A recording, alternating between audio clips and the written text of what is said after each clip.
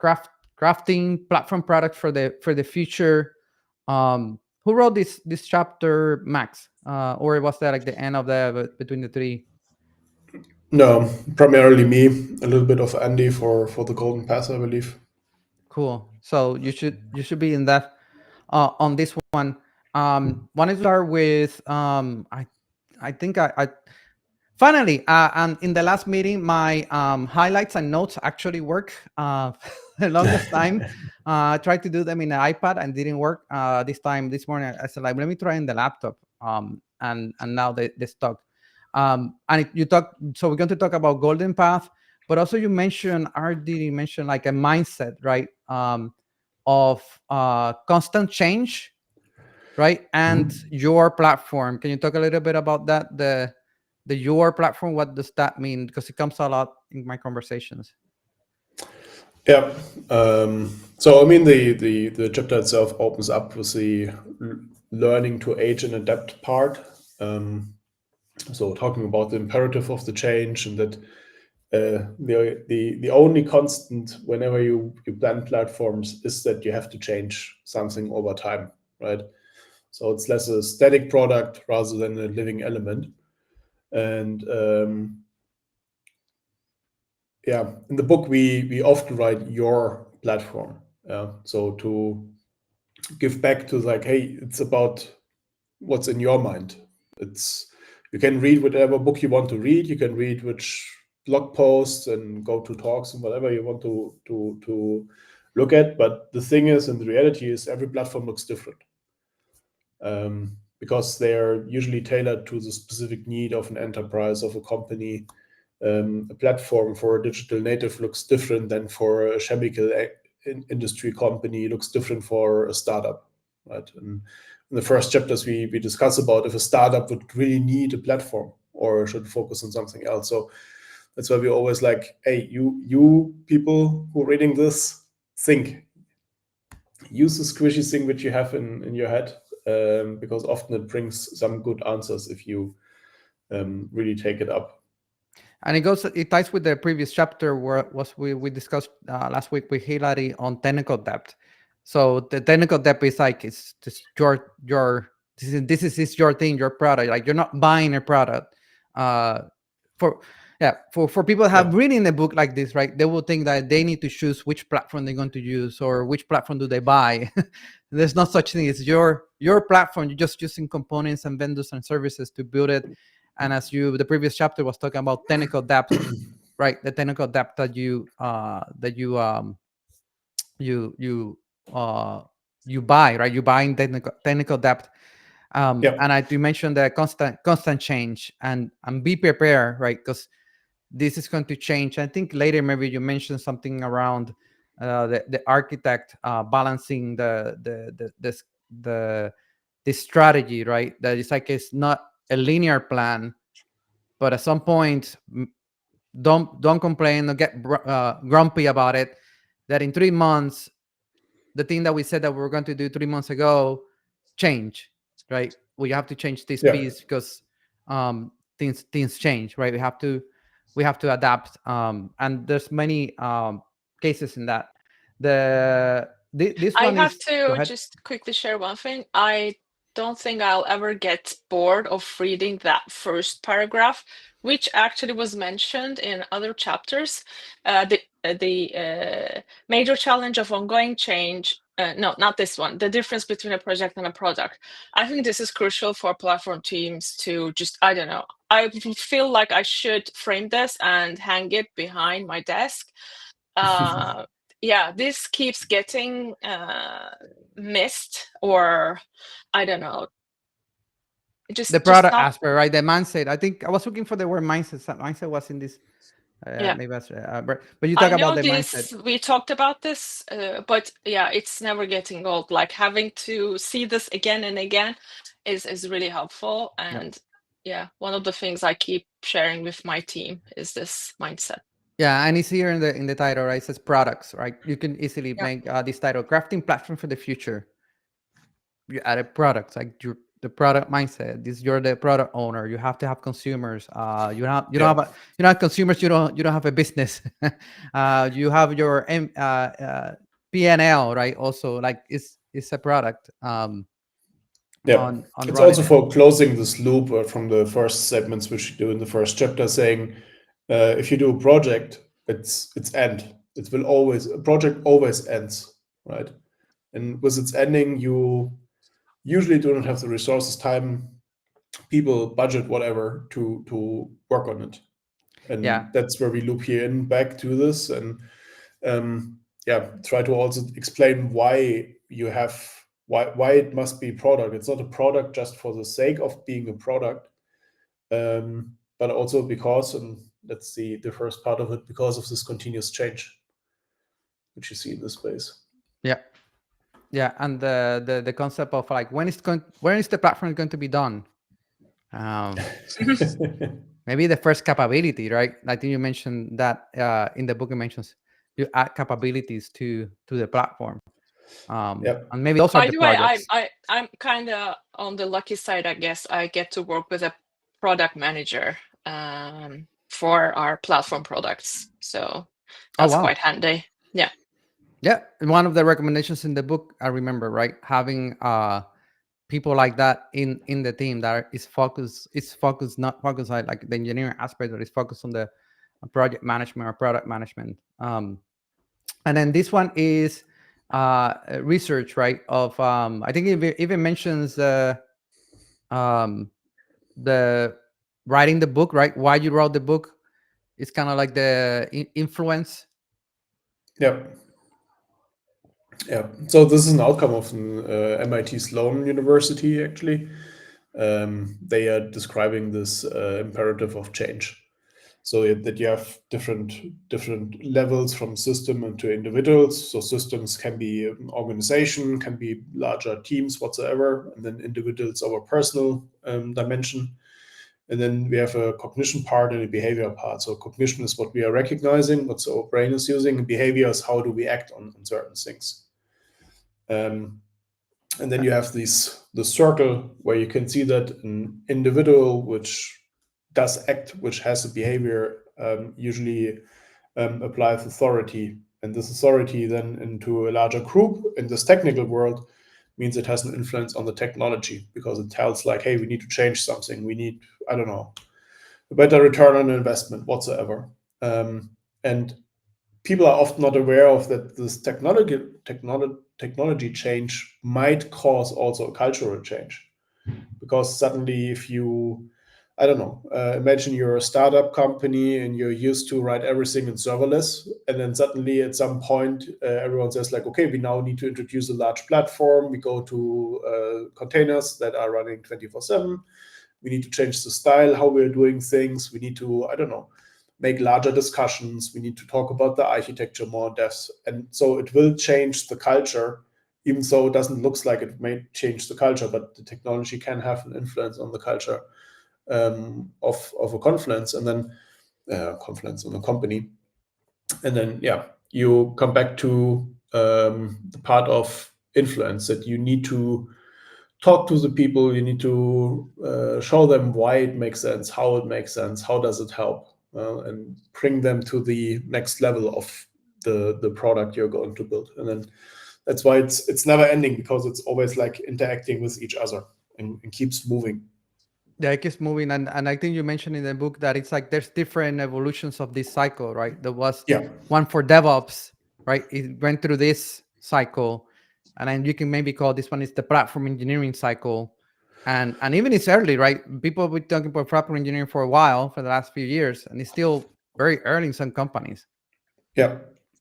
And I guess the next wave will be like this: use Gen AI for DevOps or for IT, right? To maybe they're in the first block of the influence, just not just but evangelize and selling ideas, like you mentioned, like why is this important? Why does it make sense? What are the benefits, right?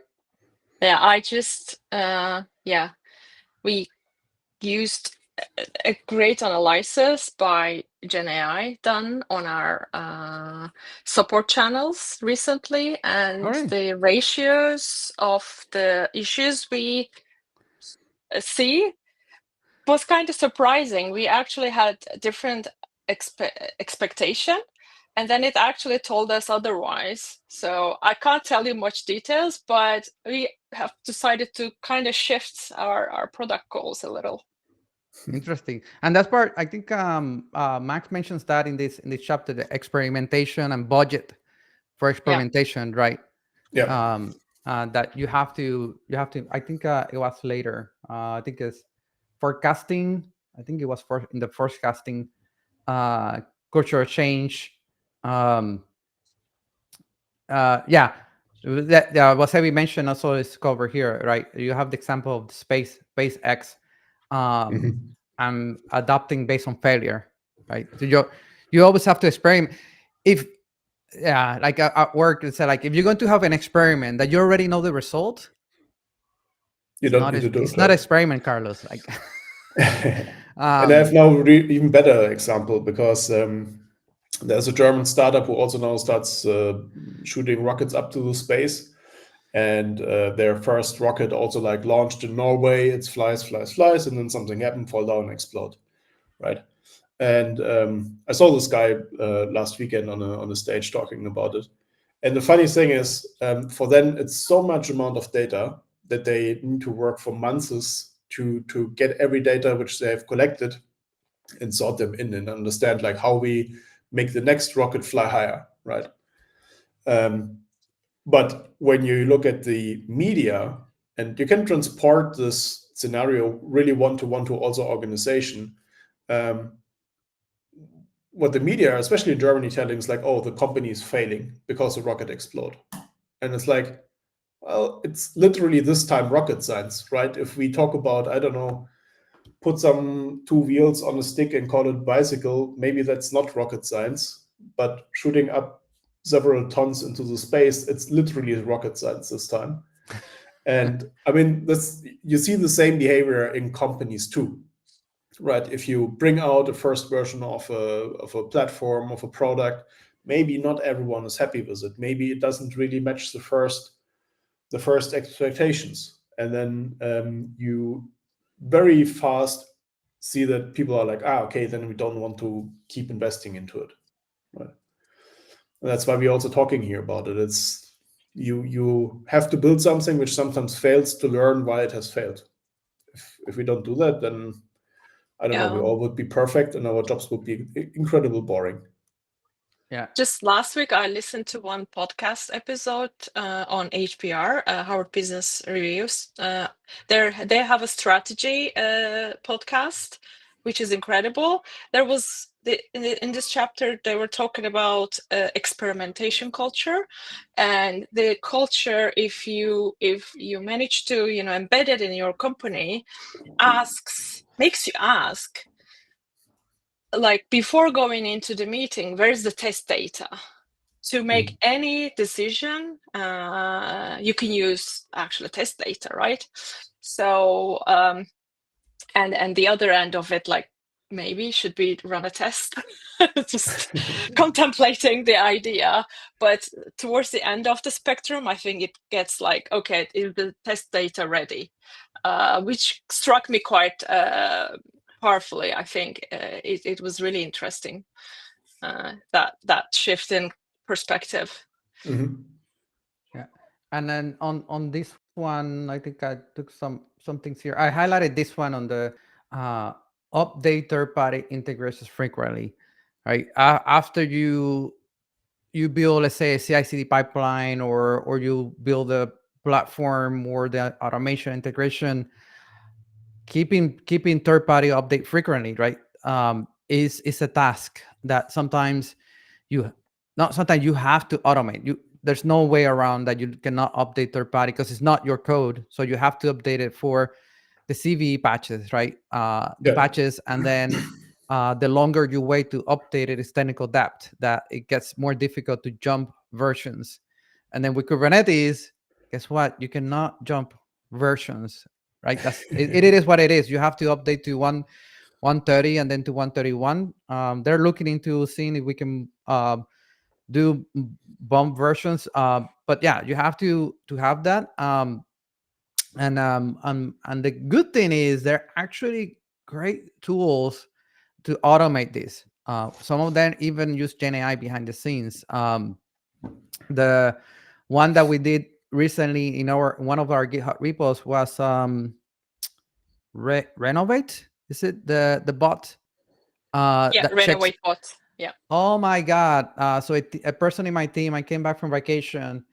I was like, I have to do the currency update every 3 months, and he just, with the help of AI, he wrote this JSON file for Renovate that instructed with regular expressions of all these, because we don't use Helm charts.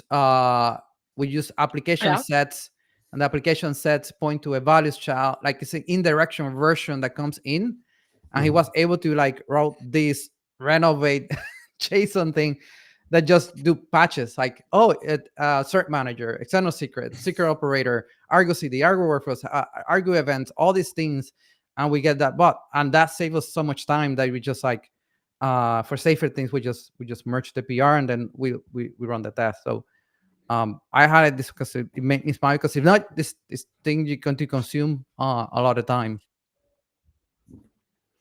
But there's all the tools to do that. Here's the quote. I found it finally. Adopting new technologies is a journey and a mindset, right? So you have to take it like that. It's a journey and a mindset. And then this is where you also mentioned um, the Gen AI, the general. I see what's going on. The Gen AI topic under the spotlight even more, which this you wrote last year, right? But in 6 months, the last 6 months, this have become like fire. Like everywhere I look at, that this topic is coming up, and as you can see, we I don't know why this thing is highlighting. Um, the What's work that I the going work on? These are your notes.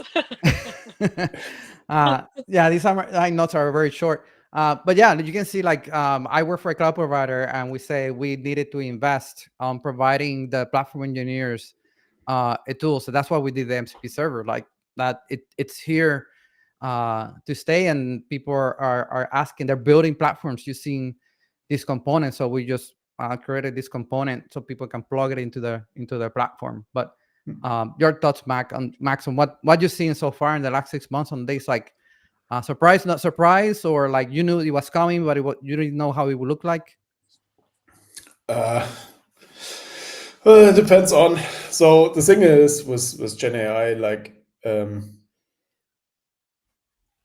more or less, it's clear how crazy that hype will be on it. Yeah. I think it's important, extremely important, to spend a lot of time of understanding it and use it right. But I also think what we quite often miss is like a little bit of rational thinking around it and realism in some way, because nowadays the answer to every problem is like, oh, we can use a bot for it. You always can use a bot for it, but most likely it's not always the right answer to do the right to do that things. Because if you go out of our cloud from engineering cloud native universe and you go to a 100% AI engineering focused conference, or there's a very fantastic conference, I think it's called AI Engineering. They also have a YouTube channel full of talks. They're always like, everything what we have now is just like the minute one of generative AI. We just like playing around. That's not serious what we are doing right now. And this is then a little bit scary if you think about that in the long term. But in addition to that, when you think about the size of capacities which are currently bought up or built up in US, the Stargate project, for example, that's insane amount of data center capacities. I think they put their 1.2 gigawatts into the data center. If you can relate to it, how much is this? I think it's around 750,000 households for a Oh year wow. or so. That's For a data insane center. for one data center, right?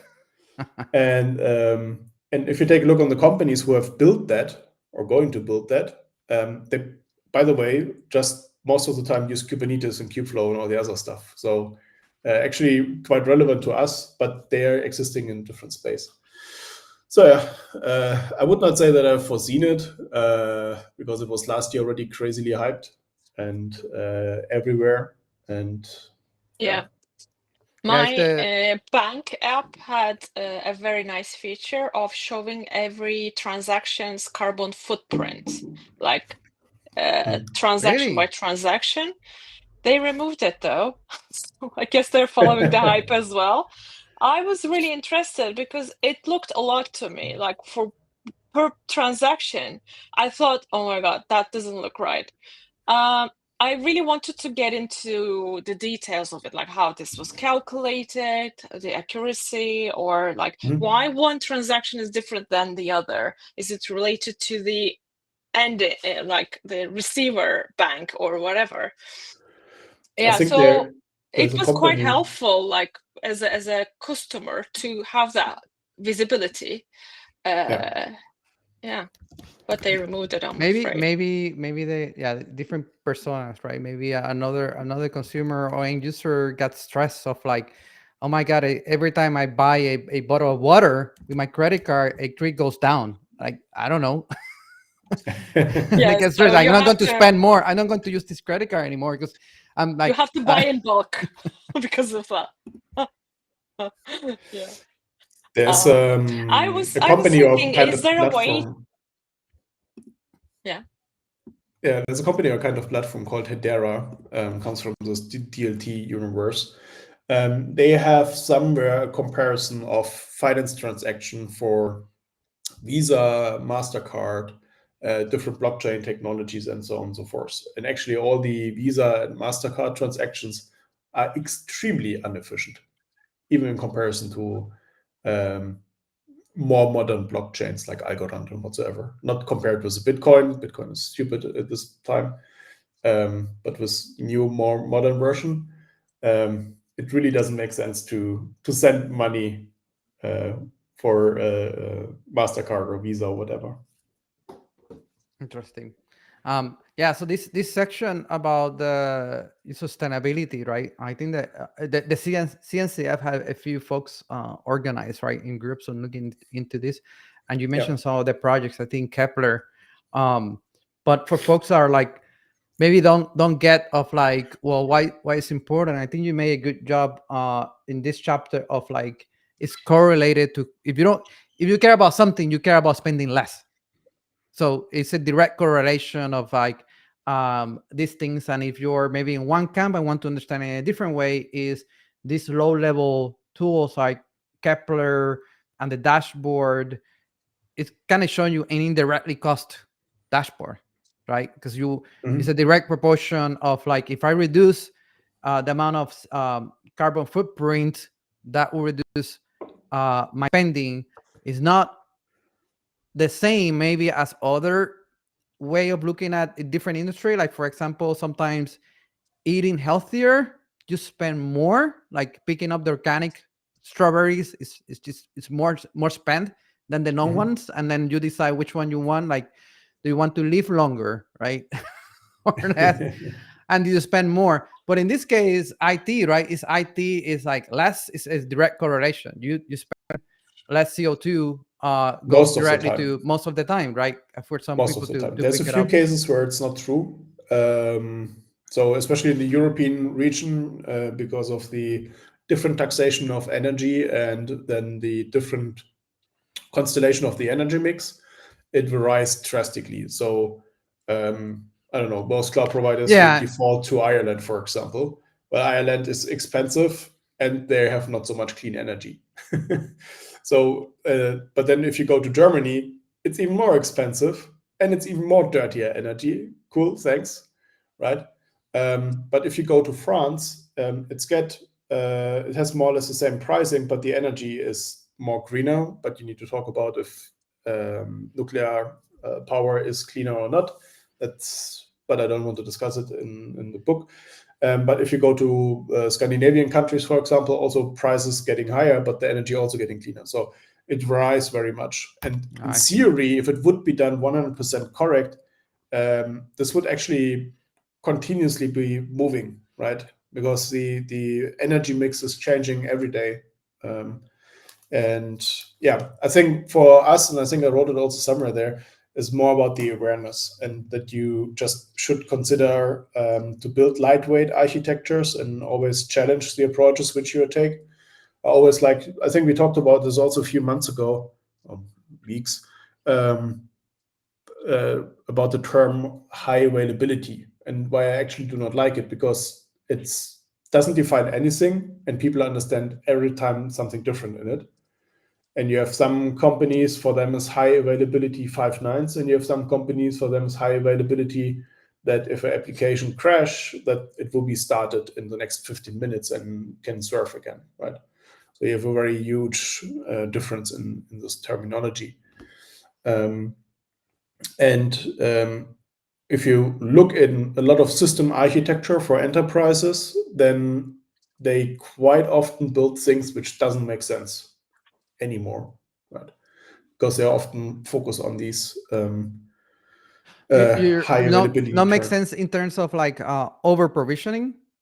For example, over provisioning, right? Or really like need to add yet another read replica just somewhere else, just in case that the other 5 read replicas are not available, and so on. Okay. And you're like, okay, that's all fine, but seriously, most of the time, no offense, but if a cloud provider has a problem, it's a network problem, and then you're anyhow screwed. Then it doesn't matter how much replications you have, because if your key entry point is gone, it's gone. Then you just hope that it gets rerouted through some other mechanisms, and it's fine. I'll pick up Hilary. Hilary, I wasn't aware you just welcome. You have a question or comment? I just wanted to kind of add to what Max was saying, which is high availability also sometimes refers to the level of redundancy and not even uptime, right? That's another really common definition of it. Yeah. Everything else that Max is saying, of course, I could not more emphatically agree with. I'm sorry, I'm camera off because I am fine. As Carlos and Sevi and Max know, I'm post surgery, so I'm sitting here with I'm a mess, but I was really bored, so I joined this, and I'm glad I did. Oh my god! After operation, you picked us. Thank you, Yeah, Hilary. thank you so That's much. Quite a compliment, I'd say. We were talking about people in India, 11 p.m. in their time, hardcore joining to talk about geek stuff. Thank you. Hope you're feeling better. Recover, quickly, and yeah. So, Max, about this Grafana dashboard, and then this also want to highlight, like if you are learning DevOps, you're in the DevOps area, usually you start with like kubectl, get a pod running, API thing, and then but you need to also look into learning about the monitoring, the observability stack. Is the just not deploying an app but operated, and learning about and doesn't matter that you use Datadog or you use all these things, but learn about the concepts, like what are metrics, what are the type of dashboards that you can build. And then this one is a very interesting information about Kepler, give you information. And you as a DevOps engineer, I would say that you have the power and the knowledge to build some not better, but augmented grasp of this, of correlating CO2 to the price, right? And to the region, and like getting more insights. Yeah. And that's also where a lot of companies spend their time and effort on. And as I said, it's really doesn't matter if you optimize your infrastructure for sustainability or for costs. Both will have on each domain have an effect. Usually, if you optimize it, the effect is usually also positive. But it's also sometimes hard to really predict where you end up in the end with your carbon footprint. I know one company that has put carbon footprint higher than costs, so they are willing to invest more money in terms of saving more carbon footprint. which is also quite interesting. So Interesting. they're not just taking the running costs into mind, but also say like, okay, they, for example, have equipped their data centers with solar panels, right? It's will help them to cover some costs, not all, but some costs. But it's an investment upfront, and it comes later that it has a positive effect. And so that's why this topic is always like, from an IT perspective, I like to say we can do a lot for sustainability with relatively less effort if we just think about to do the things right, in comparison to many other industries, right? So if you're talking about like making a house more energy efficient, yes, sure, we all could do that. But not everyone has like 30, 40,000 euro or dollar flying around to put another layer on stuff around your houses, or invest, I don't know, 50,000 euro for new heating or whatever, right? It's the cost for the individual is insanely high for optimization in the private sector. But in IT, the cost of optimizing an IT system and the potential effect of it, they are in a completely different dimension. Right? If you spend 2-3 weeks on improving the carbon footprint for a system, you can see a drastic effect in the reduction of the carbon footprint. And as you scale, hopefully you scale the business, right? You have more users, more demand, like that exponential benefit, right? That you get out of like optimizing this small thing on, for example, optimizing your container. At the end of the day, you're optimizing that container. And last but not least, for at least the European region, you will in, I believe, a half a year, 1 year, you need to report on your footprint, on your carbon footprint. Where does it come from? And IT is one part of it, and they're going to break it down from data center to systems. So you need to become more precise of where do you waste your energy. So the government is asking for that reporting is required. Yeah. But nothing enforced yet, or like requirements, just the reporting aspect. There's so a regulation around it. Sorry? That's cool, actually. I didn't know. Yeah. So there's a regulation around it. And for most companies, it's quite easy calculation at the moment, because they say like, okay, we spend X amount of energy, and we know, I don't know, 90% goes into the offices and the other 10% goes to whatever, the data center. Usually it's most likely the other way around. But with cloud, it becomes more difficult. I was going to say, for cloud, if they use a cloud provider, like, yeah. So that's one of the reasons that I work for a cloud provider. Like we provide, and we're still working on providing like how we provide that information for you, so you can have that based on what you're using. So to entice them to be more efficient, right? In terms of CO2 footprint. Yeah. But for people that own their own data centers, right, like CNCF technologies or things like this that they run in Kubernetes on premise, or just VMs or processes, they can use Kepler. I think Kepler is Kubernetes only. I'm not familiar with Kepler. Yeah. And then go ahead. Can also run on VMs, right? if needed. Yeah, that's but what for Kubernetes is where it feels well. Yeah. So I'm looking at time. Let's talk about Golden Path. This is like can you tell us a little bit about Golden Path? Well, we talked also in last chapters a few times about it. So the Golden Path is like the opinionated approach to provide for the end users of a platform. The way to do it, right? But we also need to talk about that we need to challenge sometimes this idea of the Golden Path, because it will not fit for everyone. And as a platform team, you need to differentiate, you need to decide, do you want to, you cannot make it fit for everyone, but you will most likely also make a lot of people unhappy if you do not have some of flexibility in it. So you need some escape routes and to allow to go Golden Path, but from time to time go a little bit off-road and come back again if you need it. Right? And yeah, so I think this golden path channel gets broken into different sections, like the providing feedback channels. I think Say was mentioned about Slack, and you mentioned it here of providing direct feedback channel, and also KPIs that give you the adoption, yeah, observing how many users are actively right using your platform. So as you build a platform, I think what's mentioned in the previous channel, like you have to measure, right, your data metrics.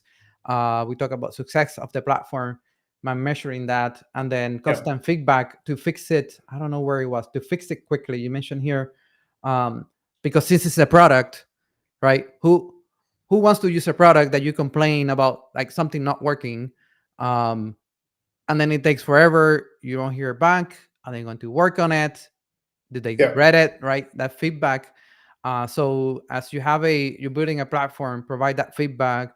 I know it's coming back to the thing. Backstage has some plugins. I'm just going back to Backstage. It's a simple example. Backstage has some plugins actually that will ask you even questions, like sentiment analysis, right? Of like how happy you are, and giving you like questions, feedback, like a feedback plugin type of thing.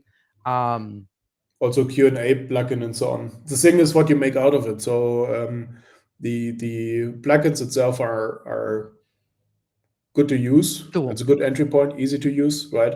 But you also need to show the users what are you doing. And so when you receive feedback, it must find a way into a product roadmap or in a backlog, and it must be prioritized in some way so that you can show like, hey, here's what you complain about, here's where it is in the development, and you can expect it in whatever, right?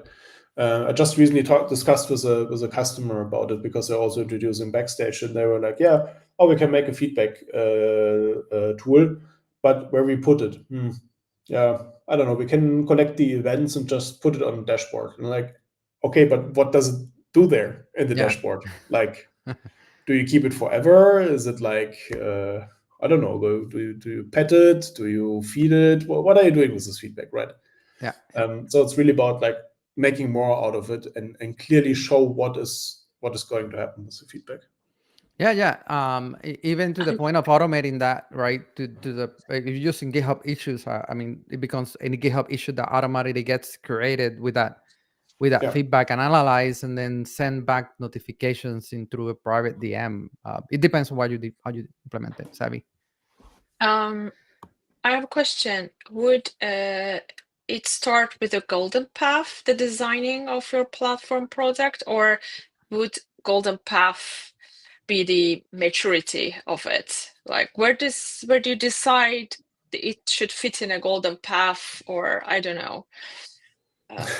I'm finding it hard to find the sweet spot where you start, putting this into a golden path.